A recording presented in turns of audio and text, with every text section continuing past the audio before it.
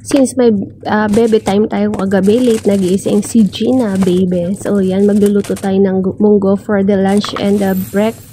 So, pagsasabayin ko na guys, kasi late ako natulog, so late din ako magigising. So, after kong pakuluan yung munggo muna, pinapakuluan ko siya. Ito muna yung una kong gagawin, no. Nagayos ako ng mga Lego. Munggo for tag-ulan, super ulan ilang days na guys. So yan, mga 3 oras ko yan ginawa, so makit yung likod ko dyan. And then dinerecho ko na rin, sumunod na rin yung pagtatasa ko ng pencil kasi mapupurol na lahat. So tinasahan ko lahat, mga 1 oras or 30 to 1 hour din yan kasi ang tagal. And then yan, so, yan, lumabas muna ako guys kasi kailangan kong bumili ng mga kakailanganin ko panggisa sa aking munggo, yung mga kamatis. And then, bagsak naman yung ulan dyan guys. Kung kailan ko plinanong lumabas, bumagsak ang ulan.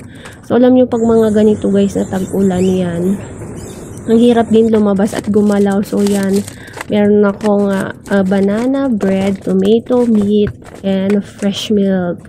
And many more. So, yan, nagsayang na rin ako dyan ng kanin, guys. Ay, ng bigas pala, para at least kahit papano ready na siya.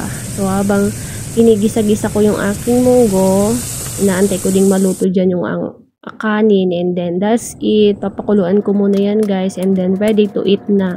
So, mga bandang 4 na yata yan ako kumain. So, medyo late na rin talaga. And then, walang pahinga pa ng very light yan. Naglinis na ako ng window, nagbrush ako ng kusina.